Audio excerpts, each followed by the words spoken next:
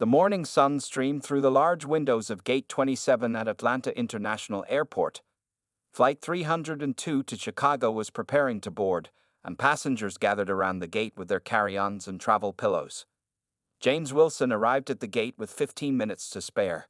At 42, he was the picture of corporate success in his tailored navy suit and Italian leather shoes. His confident stride and the way he barely glanced at other passengers showed he was accustomed to being the most important person in any room. "First-class passengers may now begin boarding," announced the gate agent. James stood immediately, straightening his tie before walking to the front of the line. He nodded curtly at the gate agent who scanned his boarding pass. "Enjoy your flight, Mr. Wilson," she said with a practiced smile. James walked down the jet bridge, phone still in hand as he sent a final email before the flight. When he entered the aircraft, a flight attendant greeted him warmly.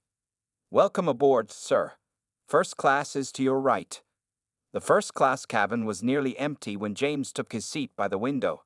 He placed his leather briefcase in the overhead compartment and settled into the spacious seat. James enjoyed these moments before takeoff, the calm before diving into work documents during the flight. 10 minutes later, as other first-class passengers were getting settled, James noticed a young black woman approaching his row. She was dressed in a simple but elegant pantsuit, her hair styled in neat, professional braids. She checked her boarding pass twice before stopping at his row. "Excuse me," she said politely. "I believe I'm in the seat next to you." James looked up with poorly hidden surprise. His eyebrows rose slightly as he stood to let her in. "Are you sure you're in first class?" he asked, not bothering to lower his voice. The woman, Tasha Johnson, showed him her boarding pass. "Yes, 2B, this is my seat." James moved to let her in, muttering just loud enough for her to hear, "Must be your lucky day." Tasha took a deep breath and slid into her seat without responding. She was used to these moments, the small indignities that came with being a successful black woman in America. At 34, she had faced worse than this man's rudeness. Behind them, almost unnoticed, a man in his 50s with salt and pepper hair and wire-rimmed glasses took his seat. He wore a simple but expensive suit and carried a well-worn leather briefcase. His name was Michael Roberts, though his face was recognizable to many Americans from his appearances on national news programs. As a prominent civil rights attorney who had argued 5 cases before the Supreme Court, Michael was accustomed to observing the subtle and not-so-subtle forms of discrimination that played out in daily life.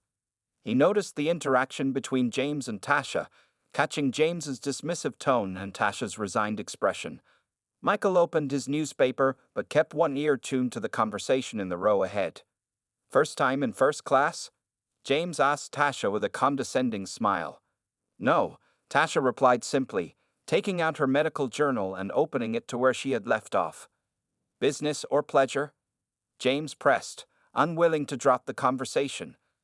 "Business," Tasha answered, her tone professional but distant. James nodded, as if confirming something to himself. "Interesting. What kind of business brings you to Chicago?" Before Tasha could answer, the captain announced over the intercom that they were preparing for departure. Little did James know that his behavior was being carefully observed by one of the most influential civil rights figures in the country sitting just behind him. The flight attendants moved through the cabin, checking seatbelts and ensuring tray tables were secured. The plane began to taxi toward the runway, engines humming with growing intensity. James Wilson shifted in his seat, glancing sideways at Tasha. She continued reading her medical journal, turning pages with careful attention. Her deliberate focus on the journal seemed to irritate James, who clearly wanted her full attention. "So, you never said what business you're in," he said, raising his voice over the sound of the engines. Tasha looked up briefly. "I'm a doctor. I'm attending a medical conference in Chicago." James's eyebrows shot up. "A doctor? Really? What kind?" "I'm a neurosurgeon," she replied simply, turning back to her journal. James let out a short laugh. "Neurosurgeon? That's quite an achievement." His tone suggested disbelief rather than admiration. Behind them, Michael Roberts lowered his newspaper slightly, his attention now fully on the conversation happening in front of him. "I worked hard for it," Tasha said, her voice calm and measured. The flight attendant approached their row with a warm smile. "Would either of you like a pre-takeoff beverage?" I'll have sparkling water, please, Tasha requested. And I'll take a scotch, neat, James said.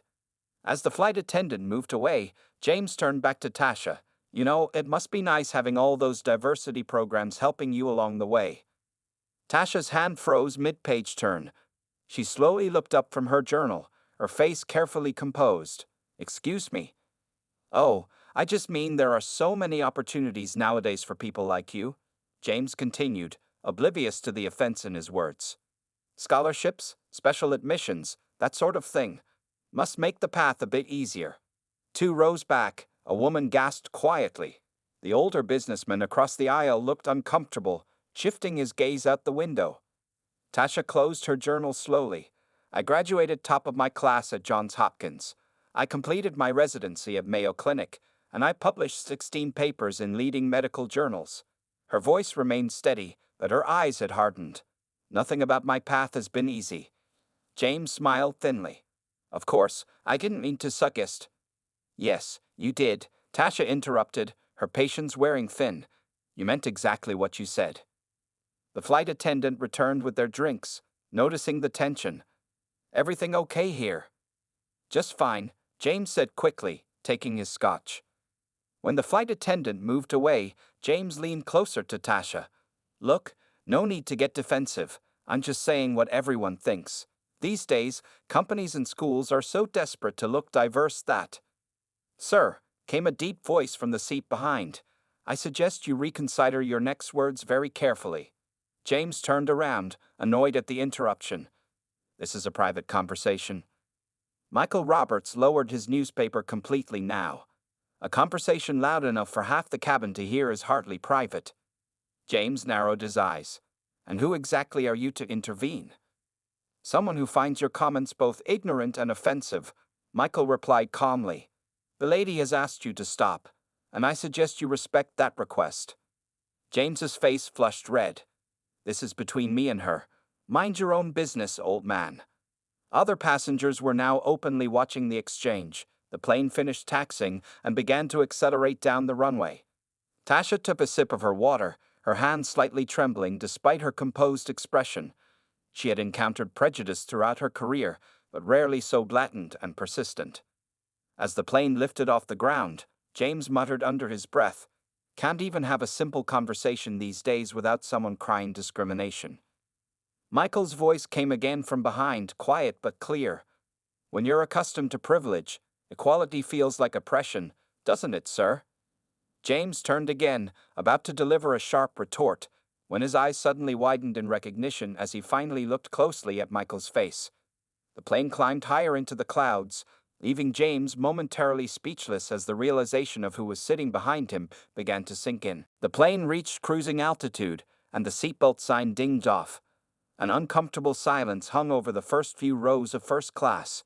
James sat stiffly in his seat, occasionally glancing back at Michael Roberts, whose face he now recognized from numerous television appearances and newspaper headlines. James cleared his throat.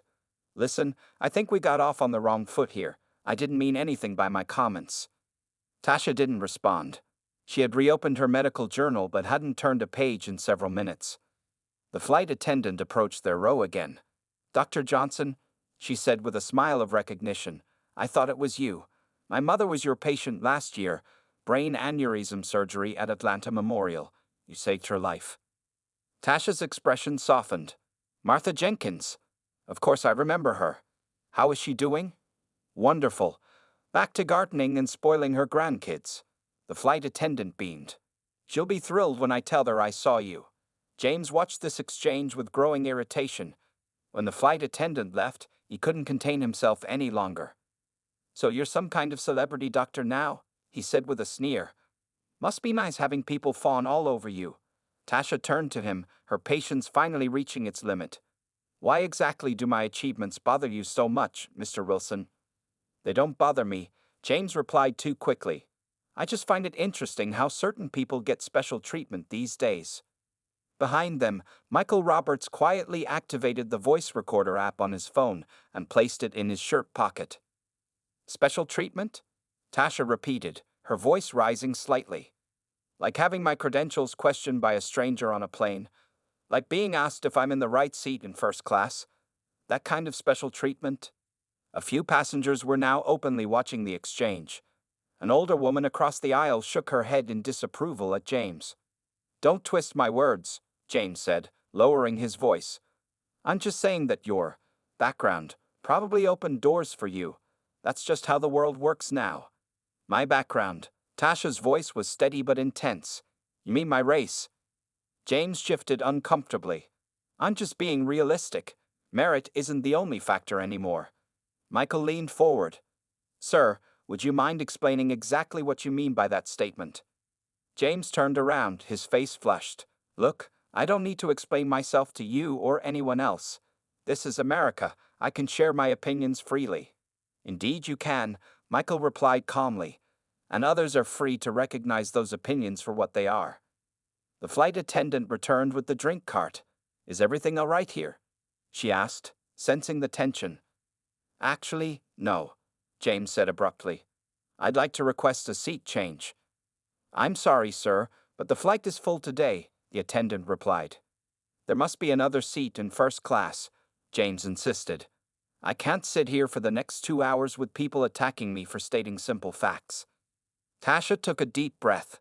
"No one is attacking you, Mr. Wilson. I'm simply asking you to stop making assumptions about my qualifications based on my race." "This is exactly what I'm talking about," James said, his voice rising. "I can't say anything without being accused of racism. It's reverse discrimination. That's what this is." Several passengers gasped. The flight attendant's professional smile faltered. "Sir, please lower your voice," she said firmly. "Oh, now I'm being silenced." James was nearly shouting. "This is ridiculous. I paid good money for this seat." Michael Roberts stood up, his tall frame commanding attention. "So did Dr. Johnson, yet you've spent the entire flight questioning her right to be here." The entire first-class cabin fell silent. "Do you know who I am?" Michael asked quietly. James swallowed hard. "You're Michael Roberts." "That's right," Michael confirmed. "And do you know what I do for a living, Mr. Wilson?" "You're a civil rights lawyer," James mumbled, suddenly looking much smaller in his seat. "I specialize in workplace and public accommodation discrimination cases," Michael continued. "And I've been recording this entire interaction." James paled visibly as the realization dawned on him that his behavior would not remain private to this flight. He turned forward in his seat, finally silent as the implications of his actions began to sink in. The tension in the first-class cabin was thick enough to cut with a knife. James sat rigidly in his seat, staring straight ahead, his earlier confidence completely evaporated. The flight attendant, sensing the need to defuse the situation, approached their row again. "Can I get anyone a refill?" she asked, her practiced smile back in place. "No, thank you," Tasha replied politely. James shook his head without looking up. As the attendant moved away, another flight attendant came forward and leaned down to speak quietly to Tasha. "Dr. Johnson, the captain would like to speak with you when you have a moment. He's familiar with your work at Atlanta Memorial." James's jaw tightened visibly at this exchange. "Of course," Tasha replied. She unbuckled her seatbelt and stood up. James made no move to let her out, forcing her to awkwardly step over his legs. He mumbled something under his breath as she passed. "What was that, Mr. Wilson?" Michael asked from behind, his voice carrying just enough for nearby passengers to hear. James turned around, his face flushed. "Nothing. I didn't say anything." "I believe you said, of course the captain knows her too," Michael stated calmly. "Would you care to explain what you meant by that?" Several passengers were now openly watching the exchange. An elderly couple exchanged disapproving glances. A young woman across the aisle had pulled out her phone and was discreetly pointing it in their direction. "Look," James said, his voice low and strained. "I don't need to explain myself to you. This is between me and that woman." "That woman," Michael repeated slowly, "is Dr. Tasha Johnson, Chief of Neurosurgery at Atlanta Memorial Hospital. And this stopped being just between you and her the moment you decided to loudly question her credentials and right to be in first class." James shifted uncomfortably. "You're twisting my words." "Am I?" Michael raised an eyebrow. "Perhaps we should review the recording." The businessman sitting across from James finally spoke up. I heard what you said, sir, and it was completely inappropriate. That woman deserves an apology. Exactly, added an older woman from 2 rows ahead who had turned around to join the conversation. I've been listening to you harass her since we took off. It's disgraceful. James looked around, suddenly aware that he had no allies in this situation. This is ridiculous. I'm being ganged up on for having an opinion. Michael leaned forward. No, Mr. Wilson.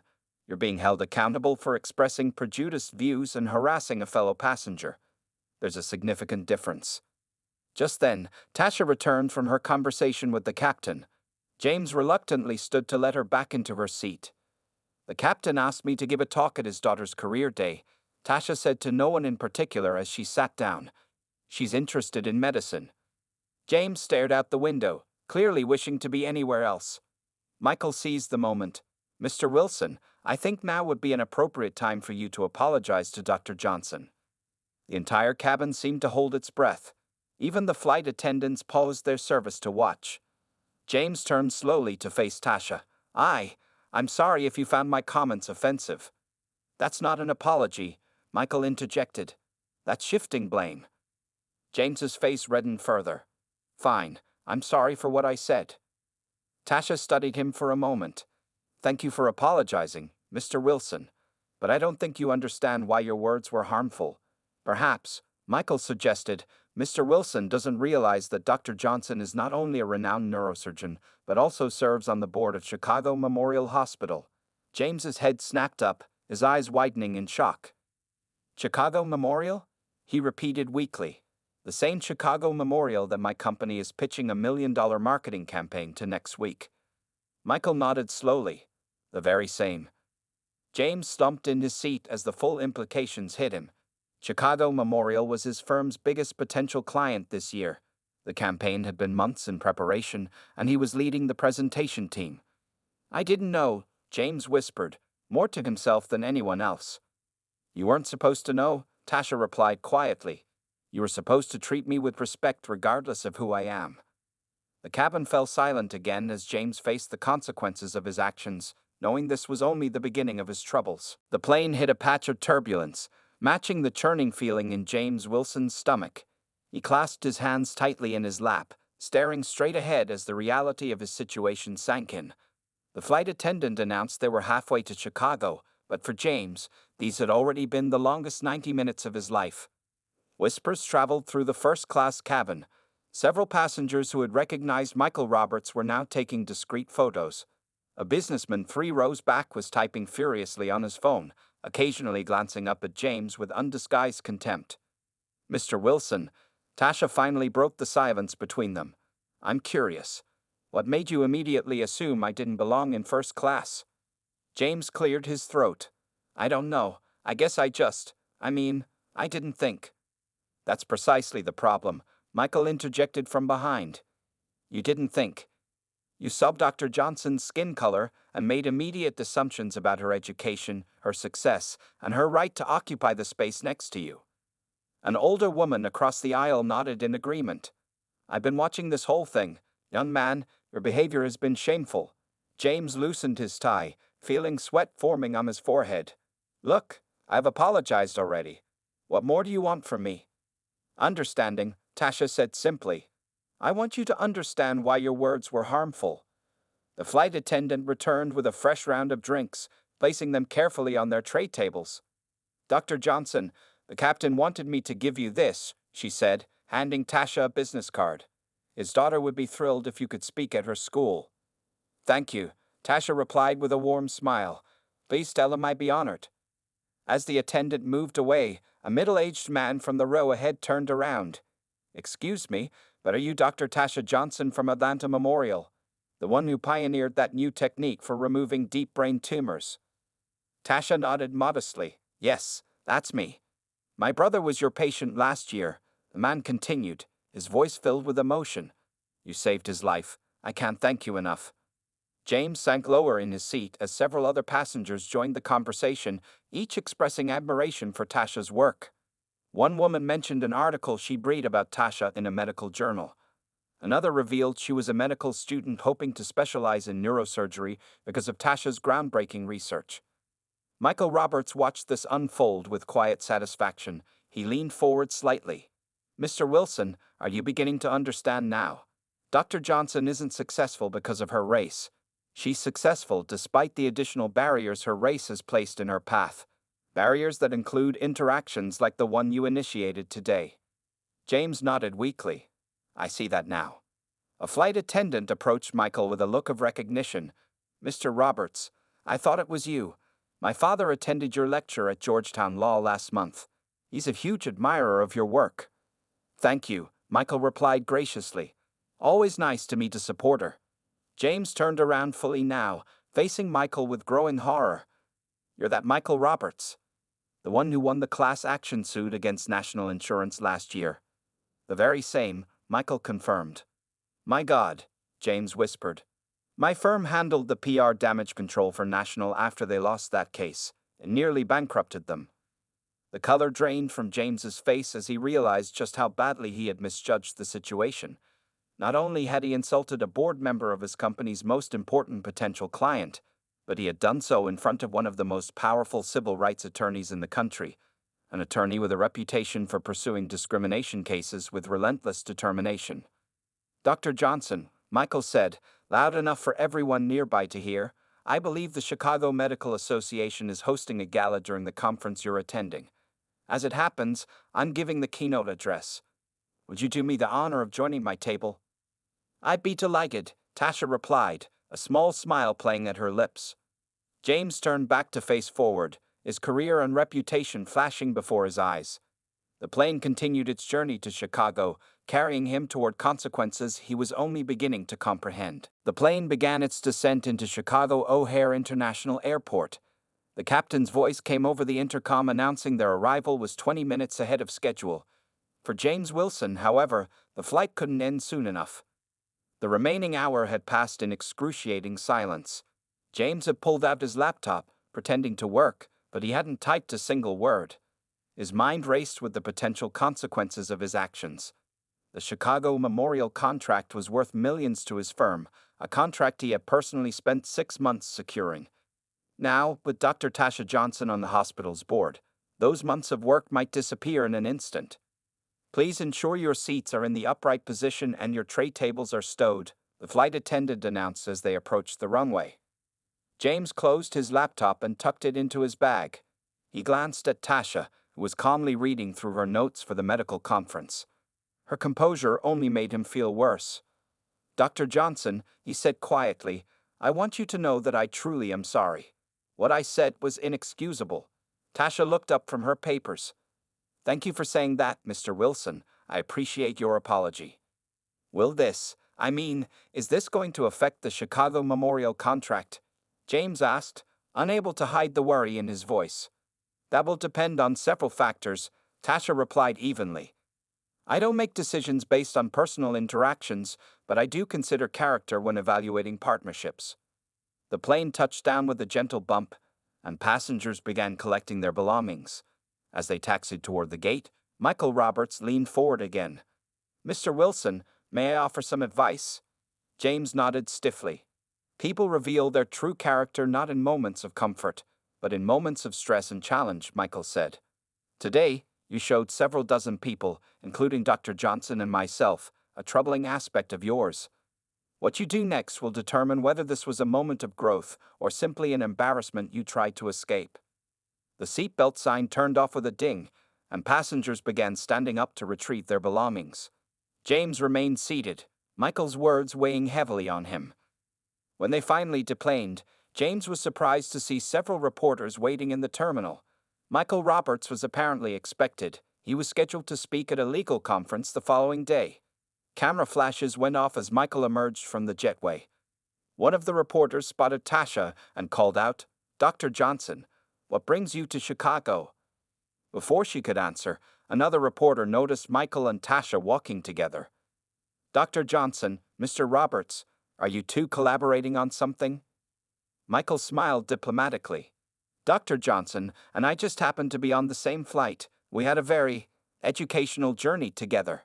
James tried to slip past unnoticed, but a young woman stepped directly into his path. Excuse me, sir, I was sitting a few rows behind you on the flight. I recorded part of your conversation with Dr. Johnson. James froze. You what? I'm a journalist with the Chicago Tribune, she continued, holding up her press badge. Would you care to comment on what happened? James stood speechless as other passengers from the flight began gathering around, many nodding in recognition of the situation. Mr. Wilson was just expressing some outdated views. Tasha intervened smoothly. I believe he's reconsidering his perspective now. The journalist turned to Tasha. Dr. Johnson, will this incident affect Chicago Memorial's pending contract with Wilson Marketing Group? Tasha smiled diplomatically. All our business decisions are made collectively by the board. We evaluate partnerships based on multiple factors. As the crowd dispersed, James stood alone at the edge of the gate area, watching as Tasha and Michael were escorted away by airport staff. His phone buzzed with a text from his boss. Call me immediately. Seeing reports online about an incident involving you, Dr. Johnson, and Chicago Memorial. James closed his eyes briefly, knowing that what had started as a thoughtless comment on an airplane was now spiraling into a crisis that could define his career and perhaps change his life. 3 days after the flight from Atlanta to Chicago, James Wilson sat alone in his hotel room, staring at his laptop screen in disbelief. The video had gone viral. Someone had compiled the audio recording from the young journalist with cell phone footage from other passengers, creating a 7-minute video that had already reached 2 million views. The title flashed across his screen. Racist executive harasses black doctor on flight, unaware civil rights icon is listening. James closed the laptop and walked to the window. Chicago's skyline stretched before him, but he took no pleasure in the view. His phone, which had been buzzing constantly since the incident, lay silent on the bed. He had stopped answering calls after the 10th reporter reached out for comment. A knock at the door startled him. James opened it to find Sarah Chen, this company's chief communications officer, standing in the hallway with a grim expression. The board has finished their emergency meeting, she said, stepping into the room without waiting for an invitation. James nodded, bracing himself. And? It's not good, James. Sarah placed her tablet on the desk and pulled up a document. Effective immediately, you're on administrative leave pending a full investigation. The company has issued a public statement distancing ourselves from your comments. Administrative leave? James repeated, his voice hollow. Sarah, this was one mistake, one bad day. Sarah looked at him with a mixture of disappointment and frustration. One mistake that was recorded and shared millions of times. One bad day that happened in front of the most prominent civil rights attorney in the country and a board member of our biggest potential client. James sank onto the edge of the bed. Has Chicago Memorial said anything official? Sarah nodded grimly. Their CEO released a statement this morning. They've suspended all negotiations with our firm pending their own internal review. This is a nightmare, James whispered. It gets worse, Sarah continued, scrolling through her tablet. 3 of our existing clients have contacted us expressing concerns about continuing their contracts. And your team? Well, 5 of your team members have requested transfers to different departments. Outside the hotel, a small group of protesters had gathered. Their chants faintly reached his room 17 floors up. What about Dr. Johnson? James asked. Has she made any public statements? Sarah pulled up a video. She gave an interview to the local news yesterday after her presentation at the medical conference. On the screen, Tasha appeared poised and professional as she addressed the reporter's questions. I don't believe one interaction defines a person entirely, she was saying. What Mr. Wilson said was undeniably hurtful and reflected biases that many professionals of color face daily, but what matters now is how he and others learn from this moment. The reporter pressed further. Will this incident affect Chicago Memorial's business relationship with Wilson Marketing Group? Tasha's response was measured. The board will evaluate all partnerships based on shared values and ethics. We need to ensure that any company we work with treats all people with dignity and respect. Sarah turned off the video. She's been remarkably gracious, all things considered. More gracious than you deserve. James stood up and paced the room. I need to make this right somehow. I need to apologize properly, not just to save my job, but because it's the right thing to do. It might be too late for that, Sarah said bluntly. The damage is done. The board is already discussing severance packages. Severance? James stopped pacing. They're firing me. Not officially. Not yet. Sarah gathered her things to leave. But I wouldn't make any long-term plans of the company. After Sarah left, James returned to the window. Below, the protesters had grown in number. Someone was holding a sign with his face on it, crossed out in red. His phone buzzed with a text message. It was from an unknown number. "Mr. Wilson, this is Michael Roberts. We need to talk about what happens next. Meet me tomorrow at 9 a.m. at the Palmer House lobby." James stared at the message for a long time. Whatever came next would determine not just his career, but the kind of person he would choose to be from this moment forward. The consequences of his actions were still unfolding, and the hardest part of his journey was just beginning. 6 months had passed since that fateful flight from Atlanta to Chicago. On a crisp autumn morning, Tasha Johnson stood at a podium in the grand ballroom of the Ritz-Carlton Hotel. She adjusted the microphone and looked out at the audience of 300 medical professionals, students, and community leaders. "Today, I want to talk about something different from brain surgery," she began. "I want to talk about healing of another kind." The crowd listened intently as she recounted the incident on the plane, describing James Wilson's comments and Michael Roberts' intervention. The story had become well known after the video went viral, but hearing it directly from Tasha gave it new meaning. "That day changed many lives," she continued, "including mine, and including Mr. Wilson's." In the back of the room, James Wilson stood quietly against the wall. He looked different now, humbler, his expensive suit replaced by a simple button-down shirt and slacks. His once confident posture now carried the weight of someone who had lost much, but gained something more valuable. After the incident, Chicago Memorial did cancel their contract with Wilson Marketing Group. Tasha explained to the audience. Mr. Wilson lost his job. The company lost millions in potential revenue. It would be easy to call this justice and move on. She paused, taking a sip of water. But that's not where the story ends. 3 weeks after our flight, I received an email from Mr. Wilson. He didn't ask for forgiveness or for me to help him get his job back. Instead, he asked if he could volunteer with our hospital's diversity and inclusion initiative. In his apartment across town, Michael Roberts watched Tasha's speech being live-streamed. He nodded in approval as she continued. "I was skeptical," Tasha admitted. Was this genuine change or just image repair? I forwarded his email to Mr. Roberts, who suggested we give him a chance, but with conditions. James shifted his weight, remembering the meeting at the Palmer House Hotel. Michael Roberts had been firm but fair. "Your job is gone," he had told James. "Your reputation is damaged. Those are the consequences of your actions. What matters now is what you do next." For the past 6 months, Tasha continued, James Wilson has been working with our hospital's community outreach program. He has helped design education campaigns to reduce healthcare disparities. He has sat in diversity training sessions, not as a reluctant participant, but as someone truly trying to understand his own biases. The audience murmured, some looking around to see if James was present. "I'm not sharing this story to praise Mr. Wilson for doing what should be basic human decency," Tasha clarified. "I'm sharing it because it illustrates an important truth. Real change happens when people face consequences, accept responsibility, and commit to growth." James thought back to the lowest point after the incident, cleaning out his office while former colleagues avoided eye contact, the severance check that came with a non-disclosure agreement, the doors that closed as news of the incident spread through his industry. He remembered applying for job after job, only to be told positions were suddenly filled. He recalled the painful conversations with his parents, who had raised him to believe he was better than his actions that day had shown. But he also remembered the first community meeting at Chicago Memorial, where he had sat silently in the back, listening to Black physicians describe the barriers they had faced.